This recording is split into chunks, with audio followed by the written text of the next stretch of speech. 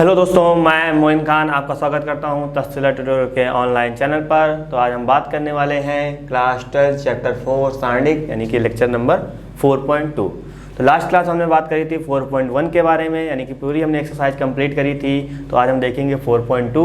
तो प्रॉपर 4.2 यानी कि आपकी ये जो बेस क्वेश्चन है ये आपके प्रॉपर्टी के ऊपर बेस है, ठीक है। यानी कि डिटरमिनेंट कुछ प्रॉपर्टियाँ होती हैं, यानी कि डिटरमिनेंट किस किस प्रॉपर्टी पे वर्क करता है उसकी हम बात करेंगे। तो प्रॉपर यहाँ पे हम लोग यानी कि डीपली पहले हम डिस्कस करेंगे, आप प्रॉपर्टी को डिस्कस करेंगे, उसके बाद देन हम लोग क्वेश्चन यूज करेंगे। तो प्रॉपर्टी आपकी जो होती है वो 6 प्रॉपर्टी होती हैं, लेकिन हम लोग यहाँ बात करेंगे पहले 5 प्रॉपर्टी की बात करेंगे और प्रॉपर्टी जो 6 होगी वो हम लोग लास्ट में बात करेंगे। चलिए हम देखते हैं यहाँ पे पहली प्रॉपर्टी, हेडिंग लिखी क्या, सारणिकों के गुणधर्म यानी कि प्रॉपर्टीज ऑफ डिटरमिनेंट्स। तो पहली प्रॉपर्टी क्या कहती है, लिखा हुआ कि सारणिक का मान, समझिएगा, यानी सारणिक का मान इसकी पंक्तियों और स्तंभों के परस्पर परिवर्तन करने पर यानी परिवर्तित करने पर अपरिवर्तित रहता है।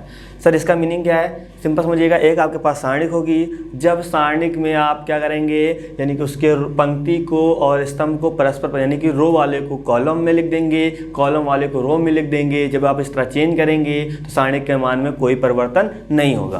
कहने का मसला ये है, जैसे हम यहाँ पे एक सारणिक हमने लिखी, क्या ए हमने एक सारणिक लिख दी यहाँ पे, यहाँ हमने लिखा ABCDEF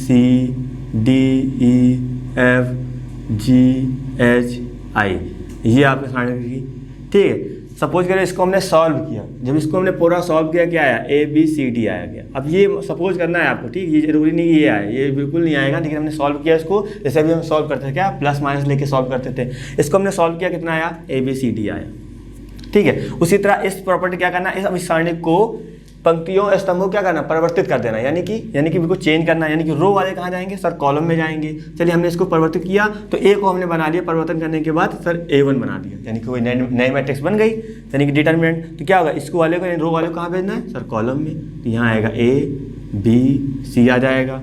उसी तरह यानी कि ये वाली रो ये वाली कॉलम में जाएगा, DEF हो जाएगा। उसी तरह ये वाली रो यहाँ पे आएगा GHI आ जाएगा, ठीक है। तो हमने क्या किया, पहले जो सारणिक थी उसका मान निकाला, ABCD आया। फिर हमने क्या किया, इस सारणिक को पंक्तियों और स्तंभों के परस्पर मतलब यानी कि पंक्ति वाले सर स्तंभ में, स्तंभ वाले पंक्ति में हमने कन्वर्ट किया। जब हम इसका मान निकालेंगे तब भी इसका मान कितना आएगा, ABCD ही आएगा। ये प्रॉपर्टी का मीनिंग बस यही है, यानी बोला गया है कि सारणिक का मान इसकी पंक्तियों और स्तंभों के परस्पर परिवर्तित करने पर अपरिवर्तित रहता है। यानी कि जैसे पहले आएगा आपने परिवर्तित किया, उसके बाद भी वही मान आएगा, कोई चेंज नहीं होगा। आप यहाँ नंबर लेके काम कर सकते हैं, नंबर लीजिए, आपको निकालना आता है बिल्कुल निकालिए। उसके बाद आप क्या करिए, रो वाले को कॉलम में, कॉलम वाले को रो में कन्वर्ट कीजिए, उसका मान निकालिए, दोनों के मान क्या आएंगे, सेम आएंगे। वही प्रॉपर्टी ये कहता है। अब सर इसका यूज कहाँ करना है, इसका यूज देखिएगा, जब आपके क्वेश्चन आएंगे, जब आपको ज़रूरत पड़ेगी कि सर हम रो वाले को कॉलम भेज दें, कॉलम वाले को रो में भेज दें, क्योंकि क्वेश्चन के अकॉर्डिंग आप वहाँ सोचेंगे तो आपको ज़रूरत पड़ सकती है, ठीक है। जब पड़ेगी तो वहाँ क्या करना है, आप जब चेंज करेंगे तो आपके यहाँ पे साइन में कोई चीज़ दिक्कत नहीं होगी, यानी कि जो वैल्यू पहले आएगी वही वैल्यू यहाँ बाद आएगी। क्यों, क्योंकि आप यहाँ प्रॉपर्टी पढ़ चुके हैं, तो आप प्रॉपर्टी के अकॉर्डिंग करेंगे। तो चलिए हम देखते हैं इसी तरह क्या, सेकेंड प्रॉपर्टी। तो आपका सेकेंड प्रॉपर्टी है, यहाँ लिखा है क्या, यदि एक सारणिक की कोई 2 पंक्तियाँ, समझिएगा, 2 पंक्तियां या 2 स्तंभ, यहाँ बात बोली गई है कि या तो आप 2 पंक्तियों को आपस में कन्वर्ट करिए यानी कि बदलिए, या आप 2 स्तंभ को आपस में बदलिए। यहाँ परस्पर बात नहीं बोली गई, ठीक है, को परस्पर परिवर्तित कर दिया जाता है, तब सारणिक का चिन्ह परिवर्तित हो जाता है। तो पॉइंट समझना है यहाँ पे क्या है, जैसे मैं एग्जाम्पल के तौर पर यहाँ मैं बात करूँगा। अब यहाँ पे ये नहीं करना कि क्या, पहले वाली क्या थी, पहले वाली थी कि रो वाले को कॉलम में बदल दीजिए, कॉलम वाले को रो में बदल दीजिए, तब उसमें कोई परिवर्तन नहीं होता था। लेकिन यहाँ पे बात ये बोली जा रही है कि एक आपके पास सारणिक होगी, हमने दिया यहाँ पे 2, 3, 4 और 8, हमने ये सारणिक दे लिया, ठीक है। अब इस सारणिक बोला गया क्या, बोला गया कोई सारणिक आपके पास जो इसका मान निकालिए, कितना आएगा, सिंपल सर इसका इससे मल्टीप्लाई यानी कि 16 आएगा, माइनस करेंगे इसका इससे मल्टीप्लाई करने कितना आ जाएगा, ये आपका 12 हो जाएगा। कितना आएगा यहाँ पे सर, 4 आ जाएगा। तो अब यहाँ बोला क्या, सारणिक की 2 पंक्तियों, सारणिक की आपकी यहाँ पे 2 पंक्तियाँ हैं, ठीक, या 2 स्तंभ को क्या परस्पर, यानी कि अब आप इसमें सारणिक यानी पंक्ति में परिवर्तन कर सकते हैं। यानी कि अब ये पंक्ति कहाँ जाएगी, जस्ट ऊपर जाएगी, ये दूसरी पंक्ति यहाँ भेज सकते हैं। यहाँ पे करेंगे 4, 8 और यहाँ पे 2, 3। हमने क्या किया, हमने उनकी 2 पंक्तियों में परस्पर परिवर्तन किया है, यानी कि पंक्ति एक दूसरी वाली ऊपर भेज दिया है, पहली वाली को नीचे भेज दिया, ये परिवर्तित हो गई, ठीक है। या तो आप क्या कर सकते थे, स्तंभ को परिवर्तित कर सकते हैं, स्तंभ यानी कि ये वाला पहले ले सकते थे, यानी कि 3, 8 2 4 कर सकते थे, या तो ये कर सकते थे, ठीक है। यानी कि जो मान इसका आएगा जस्ट उसका क्या आएगा, परिवर्तित हो जाएगा, यानी कि जस्ट अपोजिट आएगा। अपोजिट मतलब यहाँ प्लस आया है तो वहाँ क्या आएगा, वहाँ माइनस आएगा, यहाँ माइनस आएगा तो वहाँ क्या आएगा, प्लस आएगा। चलिए हम यहाँ पे यानी कि इसको हमने क्या, हमने पंक्ति को परिवर्तित किया था। अब यहाँ देखिए इसका मल्टीप्लाई से करेंगे कितना आएगा सर 12, क्योंकि इसका मल्टीप्लाई से करेंगे ऑलरेडी लगाते हैं कितना माइनस। अब इसका मल्टीप्लाई से करेंगे कितना आएगा, यहाँ पे सर 16 आ जाएगा, कितना आएगा माइनस का 4। तो यहाँ पे क्या लिखा था, यहाँ लिखा था यदि एक सारणी की 2 पंक्तियों या स्तंभों, यानी कि या तो आप पंक्तियों को, दोनों पंक्तियों को चेंज करिए या आप दोनों स्तंभों को चेंज करिए, को परस्पर परिवर्तित कर दिया जाता है, तब सारणी का चिन्ह क्या होता है, परिवर्तित हो जाता है। तो यहाँ देखिए यहाँ क्या आया था, प्लस आया था, हमने इसमें पंक्तियों को परिवर्तित कर दिया, यानी कि नीचे वाली पंक्ति ऊपर, ऊपर वाली पंक्ति नीचे कर दिया, तो चिन्ह क्या होगा, चिन्ह परिवर्तित हो गया। तो यही सारणी यही बताती है कि क्या, कि जब आप सारणी की 2 पंक्तियों को आपस में बदल रहे हैं तब आपका उस सारणी की चिन्ह भी बदलना पड़ेगा। यानी कहने का मसला ये है कि ये वाली सारणी कब बराबर होगी। जैसे आप यहाँ लिखा कितना 2 4 लिखा, 3 8 लिखा, ठीक है। अब आपको क्या करना है, इस सारणी को इस बराबर करना है, यानी कि यहाँ पे 2 4 2 8 3, जिसे आपको इन दोनों को बराबर दिखाना है तो आपको यहाँ माइनस लगाना पड़ेगा, क्योंकि ये दोनों सारणी तभी बराबर हो सकती हैं परिवर्तित करने पर जब आप यहाँ माइनस चिन्ह लगाएंगे, क्योंकि यहाँ पे चिन्ह भी परिवर्तित होगा आपका। तो अब इसका मान निकालेंगे वही चीज़ आएगा, इसका मान निकालेंगे सेम वही आएगा। तो याद रखना है कि जब हम इस सारणी में 2 पंक्ति को या 2 आपके स्तंभ को बदल रहे हैं तो उस सारणी के आगे आपको माइनस लगाना पड़ेगा। और ये प्रॉपर्टी बहुत यूज है आपके क्वेश्चनों में, अभी जब हम क्वेश्चन करेंगे तो वहाँ पर कई बार ये यूज करी जाएगी। तो उम्मीद करें चीज़ें आपको बिल्कुल अच्छे से समझ में आई होगी। चलिए हम देखते हैं इसकी थर्ड प्रॉपर्टी। प्रॉपर्टी थर्ड क्या कहती है, लिखा है यदि एक सारणी की कोई 2 पंक्तियां अथवा स्तंभ समान है तो सारणी का मान 0 होता है। ठीक है, अब मैं एग्जांपल के तौर पे यहाँ पे मैं 2 सारणी बना रहा हूँ। यहाँ पे मैंने एग्जांपल के तौर पे एक आपकी सारणी बनाई। ठीक है, अब क्या बोली गई, बोला गया एक सारणी की कोई 2 पंक्तियां या कोई 2 स्तंभ क्या हो, आपके सेम हो। तो यहाँ पे देखिए ये आपकी क्या हो जाएगी, ये पंक्ति होती है, यानी कि सर ये क्या हो जाएगा, ये आपका R1 यानी कि रो 1 है, ये क्या है सर, ये R2 यानी कि रो 2 है, ये आपकी R3 यानी कि रो 3 है। इसी तरह ये कॉलम C1 C2 C3 हो जाएगा, है ना। क्या बोला गया, जब 2 पंक्तियां या 2 स्तंभ आपके क्या बराबर हो, यानी कि एक जैसे दिख रहे हैं, तो वैल्यू क्या हो जाती है, उसकी वैल्यू आपकी 0 हो जाती है। तो देखिए R1 देखिए, R1 क्या लिखा, R1 भी 2 3 4 लिखा हुआ है सर, और R3 क्या लिखा, देखिए 2 3 4 लिखा हुआ है।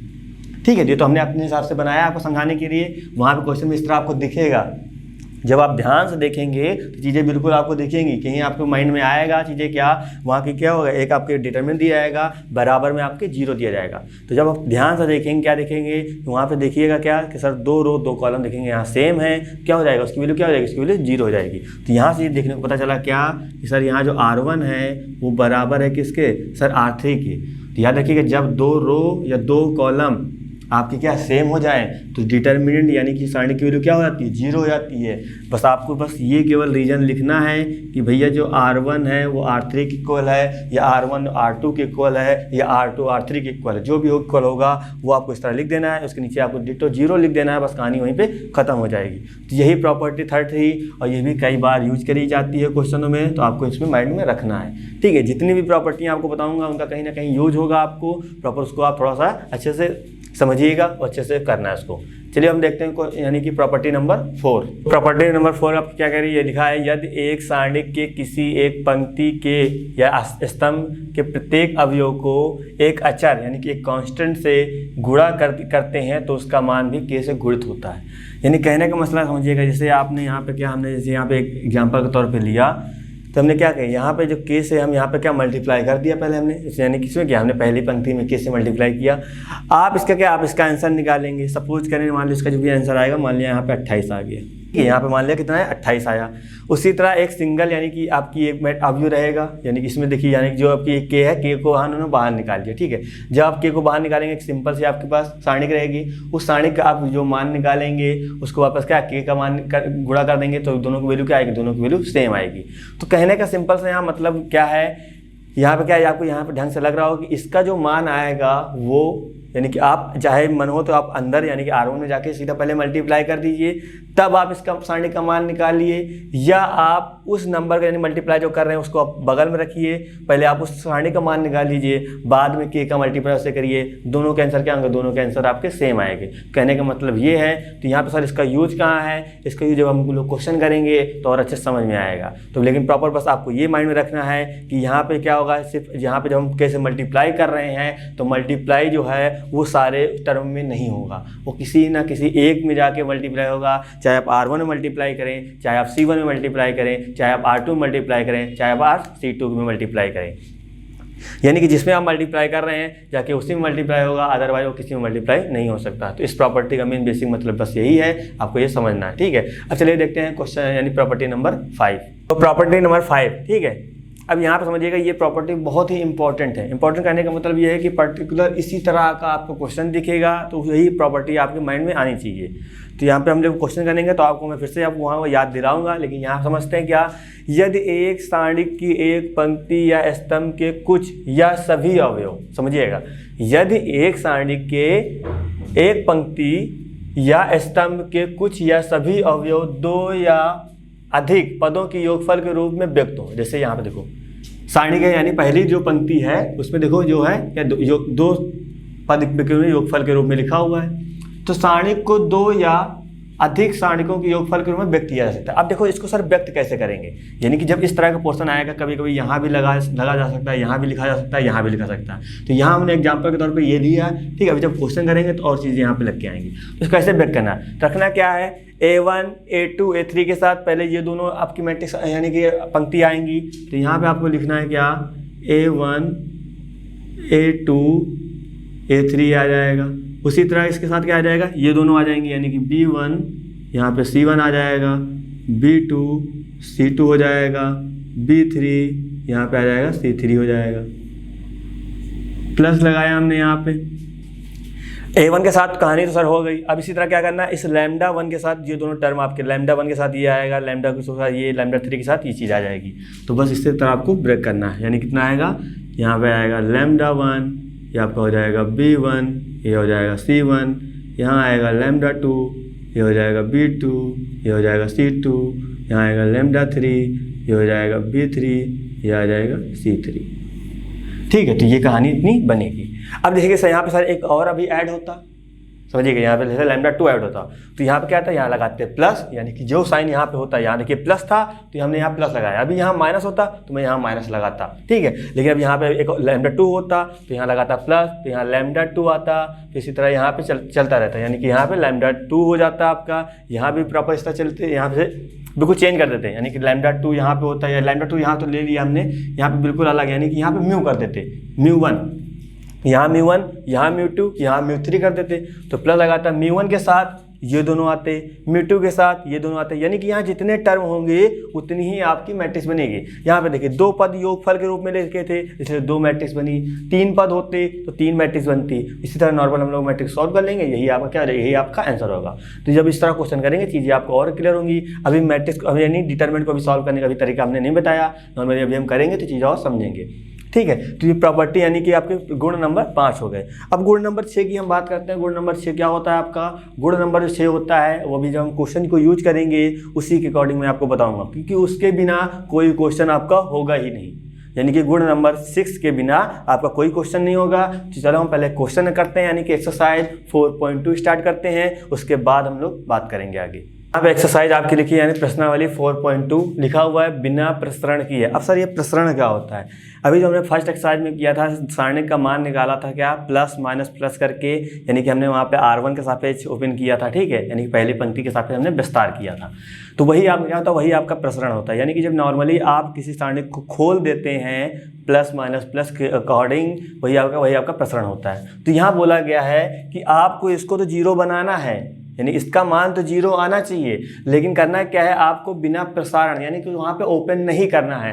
तो सर कैसे करेंगे, तो यहाँ लिखा है क्या, सारणिकों के गुणधर्म का प्रयोग करके, यानी कि जो अभी हमने आपको 5 सारणिक बताए हैं यानी गुणधर्म प्रॉपर बताए हैं उसी के अकॉर्डिंग आपको इसमें यूज करना है, इसका हमको 0 दिखाना है। और याद रखिए 0 कब होता है, 0 सर आपने बताया है कि जब किसी सारणी की 2 रो या 2 कॉलम आपस में सर क्या हो जाएं, सेम हो जाएं यानी कि इक्वल हो जाएं, तभी सर उस सारणी का मान 0 होता है। तो यहाँ पे हमको क्या, हमको यही गुणधर्म का प्रयोग करना है, इसको हमको 2 रो और 2 कॉलम हमको क्या है, सेम दिखाने हैं। इनमें से कोई एक चीज़ यानी कि चाहे तो 2 रो सेम दिखें चाहे 2 कॉलम सेम दिखें, ठीक है। जब दिख जाएगा तो वहाँ उसकी वैल्यू क्या आएगी, 0 आएगी। तो सबसे पहले हम यहाँ राइट करेंगे LHS, ठीक है। अब LHS क्या है, LHS आपका है X Y and Z, A B C, X plus A, Y plus B and Z plus C, ठीक सर, राइट हो गया।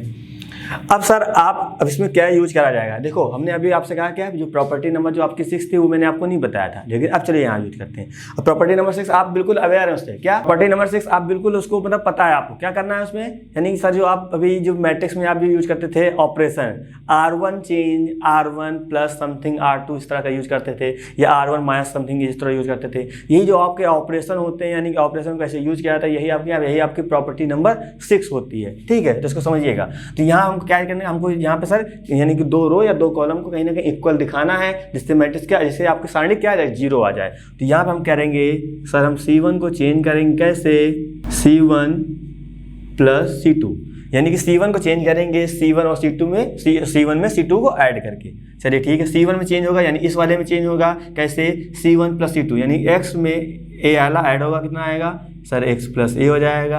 Y में ये वाला ऐड होगा तो Y प्लस B हो जाएगा। उसी तरह Z में ये ऐड होगा, कितना आएगा Z प्लस C हो जाएगा। और यहाँ पे कितना आएगा, यहाँ पे आएगा A B, यहाँ पे आएगा C, यहाँ पे कितना हो जाएगा X plus A Y plus B, और यहाँ पे आएगा Z प्लस C आ जाएगा। तो ये चीज़ इतनी बन जाएगी, ठीक है। तो थोड़ा सा ध्यान से देखिएगा, कोई चीज़ आपको इक्वल दिख रही है सर, दिख तो रहा है थोड़ा बहुत, हाँ देखिए ना, ये देखिए C1 कितना है X plus A, Y plus B, Z plus C है, C3 कितना है सर, वही तो है। तो क्या करना है, बस 2 लाइन लिखिए, क्या C1 इक्वल है सर C3 के, जो सर आपने बताया था कि जब 2 रो या 2 कॉलम आपके दोनों सेम हो तो वैल्यू क्या होती है, वैल्यू सर 0 होती है। तो क्या हो जाएगा, 0 हो जाएगा। और 0 क्या प्रूफ, आपको प्रूफ करना था, यही क्या हो जाएगा, यही है सर आपका RHS। देखो कितना आसान क्वेश्चन है। करना क्या है, बस आपको जो प्रॉपर्टी बोली गई, अब यहाँ पे 0 दिखाना है, तो आपको माइंड में रखना है कि क्या कि सर कहीं ना कहीं हमको 2 रो 2 कॉलम आपको, क्योंकि आपको प्रॉपर्टी का योग यानी कि प्रयोग करना है। और प्रॉपर्टी का प्रयोग कब होगा, जब आप ये माइंड में रखेंगे कि हाँ हम ये कर दें तो ये हो सकता है, ये कर दें तो ये हो सकता है, तो आपको ये माइंड में चलना पड़ेगा। और एक चीज़ और मैं आपको बताऊँ कि 0 कब हो सकता है, या तो कंप्लीट एक रो या तो कंप्लीट एक कॉलम आपका पूरा 0 होना चाहिए। जैसे मैं कहता अभी ये 0 ये 0 ये 0, तो क्या आता, 0 ही तो आता। तो याद रखिए कि जब आपका कंप्लीट रो या कंप्लीट कॉलम आपकी पूरी तरीके से 0 हो तो उस सारणिक का मान क्या आएगा, 0 ही आएगा। ये चीज़ आपको भी ध्यान रखनी है। यानी कि 0 सर आप पता चला 2 कंडीशन में आ सकता है, कब, जब सर पंक्ति तो पंक्ति दोनों 2 पंक्ति आपकी सेम हो या 2 कॉलम आपके सेम हो, इस तरह का आ सकता है। या तो कंप्लीट रो या कंप्लीट कॉलम यानी कि स्तंभ या तो पंक्ति पूरी तरीके से 0 हो, तभी उसका मान 0 हो सकता है। तो क्वेश्चन जब 0 आएगा तो आपको ये माइंड में दोनों चीज़ें आपको माइंड में रखनी है, ठीक है। चलिए हम देखते हैं इसका सेकंड क्वेश्चन। अब यहाँ पे सेकंड क्वेश्चन क्या लिखा है, A minus B, B minus C, C minus A पहले कॉलम में है, दूसरे कॉलम में B minus C, C minus A minus B दूसरे कॉलम में है, तीसरे में C minus A minus B minus C तीसरे कॉलम में, इक्वल टू क्या, 0, ठीक है। अब यहाँ पे देखो, यहाँ पे 0 प्रूव करना है, तो माइंड में क्या रखना है, या तो सर कंप्लीट हम रो या कंप्लीट कॉलम पूरी तरीके से 0 बनाए, तब सर इसका मान 0 हो सकता है, क्योंकि आपको गुणधर्म का प्रयोग करना है। या तो सर कोई 2 रो 2 कॉलम आपको सेम दिखा दे, तब वहाँ से 0 बन सकता है। सबसे पहले यहाँ पे राइट करेंगे क्या हम लोग, LHS, ठीक है। तो हमने यहाँ पे राइट कर लिया, क्या LHS हमने राइट कर लिया। अब ध्यान से थोड़ा देखिएगा, अब LHS में क्या करना है, अब आपको यहाँ पे कोई ना कोई ऑपरेशन आपको लगाना पड़ेगा, क्योंकि ऑपरेशन भी आपको क्या एक गुणधर्म है ना। तो यहाँ पे क्या करेंगे, यहाँ पे हम लोग लिखेंगे सर C1 को चेंज करेंगे कैसे, C1 plus C2 plus C3, ठीक है, क्योंकि हमको मैन में दो चीज़ चल रही हैं। क्या सर, या तो कंप्लीट हम जीरो बना दें कोई एक रो या कोई कॉलम को, या थोड़ा इक्वल करते हैं। तो यहाँ पे जीरो बनाना बड़ा आसान है। क्यों? क्योंकि देखिए यहाँ a माइनस बी में ये हम ऐड कर दें तो यहाँ माइनस बी यहाँ प्लस बी क्या होगा, कैंसिल आउट हो जाएगा। ये इसमें ऐड कर देंगे, सी से सी चला जाएगा, फिर a यहाँ पॉजिटिव, ये यहाँ नेगेटिव, नेगेटिव चला जाएगा, तो कंप्लीट क्या आएगा, जीरो हो जाएगा। तो यहाँ पे ये ऑपरेशन लगाएंगे, यानी कहने का मतलब C1 में इन तीनों को आपस में ऐड करना है। तो यहाँ आएगा, यहाँ पे a माइनस बी आएगा, प्लस लगाया, यहाँ b माइनस सी आया, प्लस लगाया, c माइनस का a हो गया। उसी तरह यहाँ पे देखिए, यहाँ पे ऐड होगा b माइनस सी में ऐड होगा कितना, c माइनस का a ऐड होगा, प्लस लगाया, यहाँ पे a माइनस का b आ जाएगा। यहाँ पे c माइनस का a प्लस होगा a माइनस का b प्लस होगा b माइनस का c हो जाएगा। अब ध्यान से देखिएगा, यानी कि जैसे C1 हमने चेंज कर दिया तो C2 C3 को वैसे ही राइट कर देते हैं, है ना। इसको भूल ना जाइएगा लिखना कि सर अपना काम हो गया, बाकी सर जाने दीजिए, ऐसा मत करिएगा भैया, है ना। तो ये सब काम आपको करने हैं, ठीक है, नहीं वरना तो आपके एग्जामिनर जो होंगे वो आपको नंबर देना भी भूल जाएंगे, ठीक है, समझते रहिएगा। अब इधर देखिए सर, हमने चेंज कर दिया, यहाँ एक ऐसा है सर पॉजिटिव है, एक ऐसा है नेगेटिव, चला जाएगा। सी से सर सी चला जाएगा, बी से सर बी चला जाएगा, सीधे यहाँ देखिए बी, यहाँ बी, यहाँ ए, यहाँ ए, यहाँ सी, यहाँ सी, यहाँ सी, ये negative, A negative, A positive, B negative, B positive. तो क्या हुआ सर, जो इधर वाली जो आपकी है ये कंप्लीट क्या हो गई, सब सर जीरो हो गए, यानी कि ये भी जीरो, ये भी जीरो, ये भी जीरो। बाकी जो बचा उसको हम लोग इस तरह लिख लेते हैं, ठीक है। तो मैंने आपसे क्या कहा था कि जब सारणिक में कोई रो या कोई कॉलम कंप्लीट जीरो हो तो वैल्यू क्या होती है, जीरो। क्यों? क्योंकि सर C1 देखिए बेहतरीन दिख रहा है सर, जीरो जीरो, तो क्या हो जाएगा, इसकी वैल्यू जीरो हो जाएगा।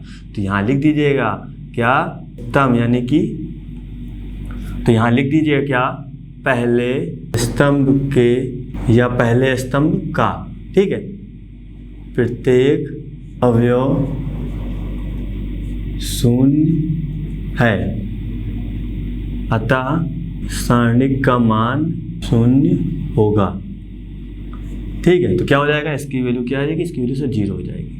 तो आपको ये लाइन मेंशन कर दीजिएगा बढ़िया अच्छे से लिख के, नॉर्मल हो जाएगा। तो उम्मीद करें सारी चीज़ें आपको समझ में आ रही होंगी। तो ये भी याद रखिएगा, ये जो हम लगाते हैं यही आपकी प्रॉपर्टी नंबर 6 होती है, जो कि इसमें ही यूज करना है हमको, ठीक है। देखो सारी चीज़ें प्रॉपर्टी से हम लोग यूज कर रहे हैं। तो उम्मीद करें क्वेश्चन नंबर आपको सेकंड समझ में आया होगा। चलिए हम देखते हैं क्वेश्चन नंबर 3। तो क्वेश्चन नंबर 3 लिखा हुआ है क्या, सारणिक है 2 3 5 7 8 9 65 75 86 इक्वल टू जीरो। हम लोग यानी कि इस सारणिक को हमको जीरो के इक्वल प्रूव करना है। नॉर्मली हम लोग पहले लिख लेते हैं LHS, हमने यहाँ पे राइट कर लिया। अब सर जीरो कब आएगा, जीरो सर पता है, या तो कंप्लीट रो या कंप्लीट कॉलम जीरो हो तब सारी वैल्यू जीरो हो जाती है सारणिक की, या तो सर दो रो दो कॉलम आपके सेम हो तो उससे अब जीरो हो सकता है। तो यहाँ पे हम कोशिश करेंगे यही कहानी। अब यहाँ पे ऑपरेशन लगा रहा हूँ मैं, क्या ऑपरेशन लगा रहा हूँ सर, C2 को चेंज कर रहा हूँ। कैसे चेंज कर रहा हूँ समझिएगा, 9C2 प्लस का C1, यानी कि सर हमने C2 को चेंज किया। C2 में पहले किससे 9 से गुणा करना है, उसके बाद C1 को ऐड करना है। जैसे इसमें 9 से गुणा करेंगे कितना हो जाएगा सर, 63 हो जाएगा। 63 में 2 ऐड करेंगे कितना आएगा, 65 आएगा। देखिए 65 कितना दिख रहा है कि नहीं दिख रहा है। इसमें 9 से गुणा करेंगे कितना आएगा, 72 आएगा। 72 में सर 3 ऐड करेंगे कितना आएगा, 75 आ जाएगा। सर यहाँ पे 63 हो जाएगा, यानी कि 9 9 81 हो जाएगा। 81 में 5 जोड़ेंगे कितना आएगा, 86 आ जाएगा। सर ऐसा क्या होगा, अरे देखो ना भैया, ये जो बना था वही आपका चेंज करने के बाद बन जाएगा, यानी कि 2 कॉलम आपके क्या हो जाएंगे, सेम हो जाएंगे। जब 2 कॉलम सेम है तो वैल्यू क्या होती है, जीरो हो जाएगी सर। तो यहाँ पे आपका जीरो आ जाएगा। चलिए यानी C1 में कोई मतलब नहीं, तो C1 को हम ऐसे लिख देते हैं। अभी मैंने आपसे कहा C2 में चेंज करना है, कैसे 9 से गुणा करो, 9 7 63, 63 में 2 सर 65 आएगा, 65 हो गया। 9 8 72, 72 2 72 3 सर 75 आ जाएगा, तो यहाँ 75 हो जाएगा। ठीक, इसके अकॉर्डिंग अब यहाँ पे 9 9 9 81 81 5 सर 86 आ जाएगा, 86 हो गए। यहाँ पे क्या चल रहा है सर, यहाँ 65 75 और यहाँ पे आपका 86 चल रहा है, चलने दीजिए। अब देखिए यहाँ पे ये क्या हो गया, यानी कि यहाँ पे पता चला कि सर क्या, यहाँ पता चला C2 है वो C3 क्या है सर, इक्वल है। तो इसके अकॉर्डिंग क्या हो जाएगा, इसके अकॉर्डिंग आपका यहाँ पे इसकी वैल्यू क्या आएगी, जीरो आ जाएगी। तो आप इसको चाहे यहाँ पे लिख लीजिए, चाहे आप इसको यहाँ मेंशन कर दीजिए, कोई दिक्कत नहीं। ये क्या हो जाएगा, ये आपका RHS हो जाएगा। तो यही आपका आंसर होगा, यानी कि लिखेंगे क्या, हैंस। तो उम्मीद करें चीज़ें आपको बिल्कुल अच्छे समझ में आ रही होंगी। बस आपको उसी के अकॉर्डिंग आपको ऑपरेशन लगाना है कि चीज़ें अपने अकॉर्डिंग बन जाए, क्योंकि हमको पता है क्या, हमको पता है कि सर जीरो कहाँ कहाँ कैसे कैसे हो सकता है। ठीक है, चलिए हम देखते हैं क्वेश्चन नंबर 4। तो क्वेश्चन नंबर आपका 4 लिखा हुआ है क्या, यहाँ पे हम राइट करते हैं पहले क्या, LHS से राइट करते हैं। उससे पहले आपको प्रूव करना है, तो सर प्रूफ भी राइट करेंगे। LHS ये हम ये पहले यहाँ राइट करते हैं, यानी कि 1 1 1, यहाँ आएगा BC, यहाँ आएगा CA, यहाँ आएगा AB, उसके बाद यहाँ पे A ब्रैकेट में b प्लस सी, यहाँ पे b, ब्रैकेट में c प्लस का a, यहाँ पे c, यहाँ पे आएगा a प्लस का b आ जाएगा। ठीक है, तो ये कहानी चलेगी। अब सर हमको क्या बनाना है? सर हमको तो लाना जीरो, और जीरो लाने के लिए मैं आपसे बार बार कह चुका हूँ वही दो चीज़ें आपके पास हैं, या कंप्लीट जीरो बनाइए एक C1 या R1 को, या इसमें कोई भी किसी को भी, है ना, या तो कंप्लीट दो रो या दो कॉलम को आपको सेम बनाने हैं। चलिए देखते क्या करते हैं। पहले थोड़ा सा इसको हम अंदर मल्टीप्लाई कर देते हैं, फिर हम यहाँ पे अनुमान लगाते हैं थोड़ा क्या करा जाएगा। तो यहाँ आएगा 1, यहाँ पे 1, यहाँ पे 1 हो जाएगा, ये आपका BC CA और आपका ये AB ऐसे रहेगा, इसके अंदर मल्टीप्लाई, यहाँ AB प्लस का हो जाएगा AC, यहाँ आएगा BC प्लस का आएगा AB, यहाँ पे आएगा CA प्लस का हो जाएगा BC। ठीक, ये कहानी हो गई। अब इसमें हम एक ऑपरेशन लगाएंगे। ऑपरेशन देखिएगा यहाँ पे लगाएंगे क्या, यहाँ पे मैं लगा रहा हूँ हाँ, इसमें ये ऑपरेशन लगाएंगे। तो यहाँ पे देखिएगा हम ऑपरेशन लगाएंगे क्या, यहाँ पे लगाएंगे सर C3 को चेंज करेंगे C3 प्लस C1, यानी कि C3 प्लस C2। ठीक है, यहाँ पे C2 होगा आपका, C2 से करेंगे, यानी C3 में C2 को हम लोग ऐड करके C3 को चेंज कर देंगे। तो C3 को चेंज करें सर C1 और C2 से सर कोई मतलब नहीं, वो जैसे हैं वैसे राइट हो जाएगा, यानी कि यहाँ BC आएगा, यहाँ पे आएगा सर CA, यहाँ पे आएगा AB। अब क्या करना है, इसमें सर ये वाला ऐड कर देना है। जब ऐड करेंगे कितना आएगा, AB आएगा, BC आ जाएगा, में क्या ऐड होगा AC, यहाँ पे CA आ जाएगा। हमने ऑर्डर में लिख दिया क्योंकि ये देखो AB भी है, BC भी, क्योंकि ये जाके ऐड होगा तो हमने ऑर्डर में ले लिया। उसी तरह सर ये भी आपका ऐड हो जाएगा, आपका ये भी यही बनेगा, कितना AB बनेगा, BC बनेगा और यहाँ पे CA बनेगा। यहाँ पे क्या हो जाएगा, यहाँ पे सर वही बनेगा, AB BC CA बनेगा। तो सर अब इससे क्या होगा, चलिए देखते हैं, थोड़ा सा माइंड लगाइए। ये चीज़ क्या है, ये चीज़ यहाँ भी वही है, यहाँ भी वही, यहाँ भी, यानी कि ये C3 में देखेंगे क्या सर एक चीज़ जैसी है, तो यहाँ लिखेंगे क्या C3 से BC CA उभयनिष्ठ लेने पर, उभयनिष्ठ मतलब कॉमन लेने पर। ठीक है, तो ये जब प्रॉपर बाहर निकालेंगे तो यहाँ कितना आएगा, AB BC, यहाँ पे तो CA या AC बात तय की है ना, ये देख देंगे। यहाँ क्या है, यहाँ तो सर C1 में कुछ मतलब ही नहीं, यहाँ 1 ही बचेगा। सर C2 में कोई मतलब नहीं, यानी कि BC CA आपका AB हो जाएगा। अब यहाँ देखिए, यहाँ से पूरा निकालेंगे ये चीज़, कितना आएगा, यहाँ भी 1 आएगा, यहाँ भी 1 आएगा, यहाँ भी 1 आएगा। अरे सर क्या बात है, यहाँ क्या हो गया, देखिए यहाँ ध्यान से, सर जो C1 है वो C3 के क्या आ गया, इक्वल आ गया है।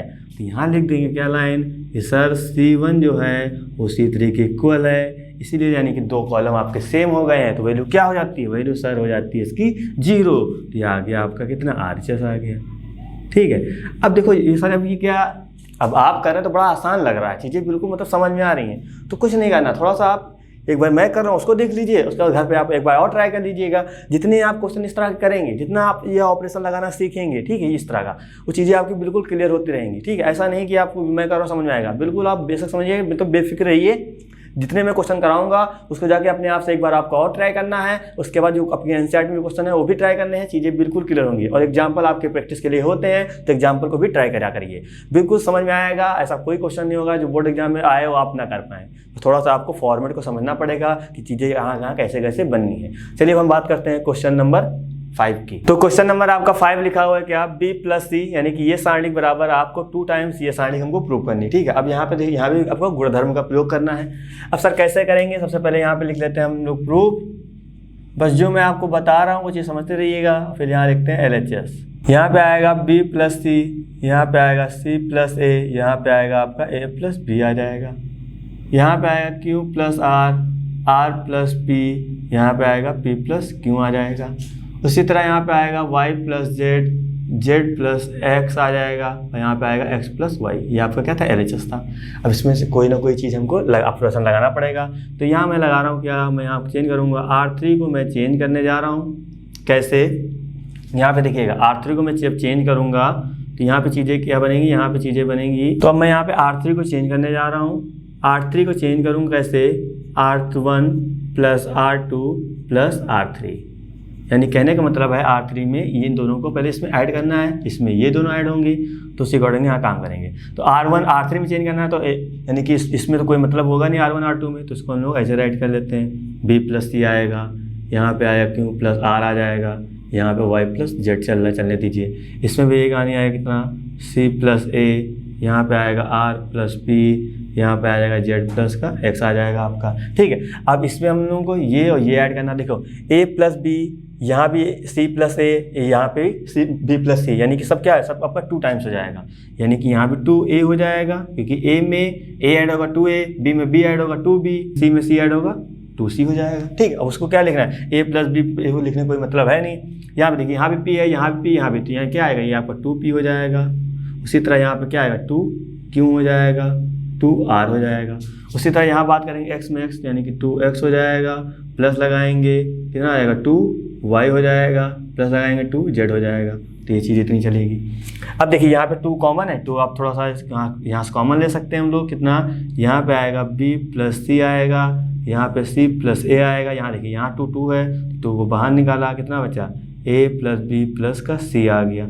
उसी तरह यहाँ पे कितना आएगा, q प्लस का r होगा, यहाँ पे r प्लस का p होगा, यहाँ पे 2 कॉमन है, तो यहाँ पे कितना आएगा, p प्लस q प्लस का r आ जाएगा। बस बात थोड़ा सा आप समझते रहिएगा, चीज़ें बिल्कुल क्लियर होंगी। ठीक है, बाकी जैसे ये लिखा हुआ है हम इसको राइट करते हैं। कितना, y प्लस जेड, यहाँ पे आएगा z प्लस x आ जाएगा, और आपका कितना आ जाएगा, यहाँ पे ये आपका यहाँ पे 2 कॉमन आएगा, यानी कि आएगा x प्लस वाई प्लस आपका यहाँ पे z आ जाएगा।